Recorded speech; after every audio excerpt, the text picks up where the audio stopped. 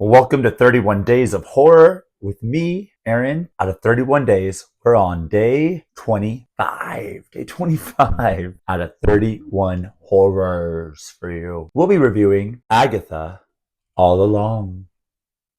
I want to make sure that we can get this. Look at this hat. Little limp right now. It's just been away for a while. Agatha All Along is a 2024 series that you can watch on Disney Plus and only on Disney Plus. How to watch Agatha All Along? Popcorn, treats, soda. Get your witches together. This is such a fun romp, and it deserves to be enjoyed however you enjoy your content. Erroneous thoughts. For my erroneous thought today, I just want to give Disney and Marvel a huge shout out. And I want to give a shout out about their queer representation in Agatha All Along. There was a time when I would watch Marvel things or Disney things, they wouldn't have any queer characters. And there's a time just in general on television, you wouldn't see two boys kissing. And now this is a Disney Plus series at TV 14, and there's two boys kissing. We don't even have to discuss really their sexuality. And everything is very, in a beautiful way, PG. It's not traumatic or upsetting, overly sexual. It's just two boys kissing. Or, it's kind of got innuendo within it with the two women. It's very lesbianic as well. I just want to say this is awesome to see this and to not be overt over your head. These just characters happen to swing certain ways. Bravo, Disney. Bravo, Marvel. Bravo, Marvel. 1 minute summary time. I'm going to summarize the show for you to see if you like it. That's something that you want to watch. And I only have a minute to do it, so I'm going to be pretty quick about it. We're going in 3. We're going in 2. We're going in 1. Agatha Along. If you haven't watched WandaVision, it's okay, but there's a character named Agatha that we figure out is a witch, and so is Wanda. So this is at the ending. Sorry, spoiler for WandaVision, but she has been trapped by Wanda in this town. So we find Agatha in the same kind of situation. She thinks she's in a certain kind of TV series, like a crime show TV series, that she's solving mysteries. And then a character teen, comes and gets her out of that situation and says that we need to get a coven together and we need to get on the witch's road. So he has a reason why, but really I think he has a reason why. I actually don't remember, but he has a reason why. And Agatha wants to get her powers back. But in order to do this, they need to get a coven together.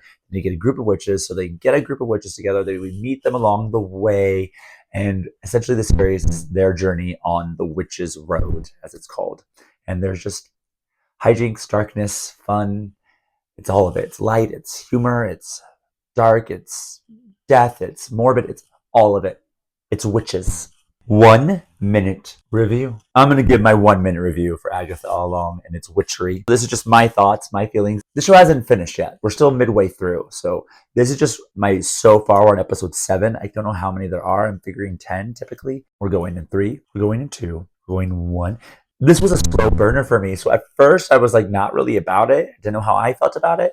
But I love everyone in it. I love the actors, Catherine Hahn. I love Audrey Plaza. I love Joe Locke. And, obviously Patti LuPone. There's just so many great actors. And Shahir as well. So I was in it. I was like, I'm going to go. And I love witches. So I'm just going to go with it. Let it be camp, because that's how it felt at first. It's very camp and just fun. And I really wasn't in that kind of spirit. I wanted to be more in darkness now. But then each episode got better and better and had levels and layers. It starts at that camp level, just this fun, kids-friendly witchery. And then it gets darker and deeper, and we discover more about the witches. And the witch's road is not just like a Wizard of Oz kind of thing. At first it feels that way, but they also have these witches, the deadly sisters, following them. Can't remember what they're called exactly, the 7 deadly witches. I don't know, but it ends up being fun, lighthearted, camp, dark, beautiful, just beautiful, like this hat.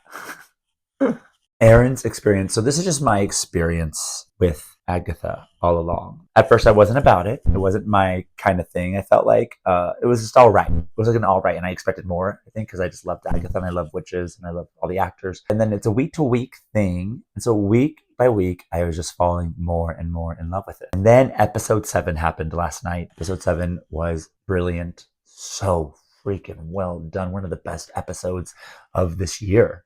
I just realized that I need to cover this for 31 Days of Horror. Yeah, so the show started out, I was like, oh, okay, so I'll watch it when I get a chance. And now it's like, I cannot wait for Wednesday. I cannot wait to find out what happens next. That's my experience with Agatha all along. Stick the ending time. Well, it hasn't ended yet. It's midway through the season, so I'm not going to even discuss how this ending. Instead, what I'm going to do is go episode by episode. I'm only going to give it a number and a word. So 1 through 5, 1 being like the weekend and like that, 5 being great, and then a word that I feel about that episode. So let's do this. This will be fun. Episode 1, 2, corny. Too corny. Episode 2, this is 3, song. Episode 3, 3, fun. Episode 4, 3.5, Rio. Episode 5, 4, ending. Ending. Episode 6, 3.5. I wanted to give it to 4, but it needed to be longer. Teen. Episode 7, 5, time.